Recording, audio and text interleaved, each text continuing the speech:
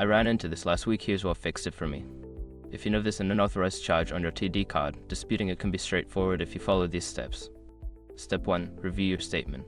Check your recent transactions on your TD card statement to confirm the charge in question. Make sure it is not something you forgot about. Step 2. Gather documentation.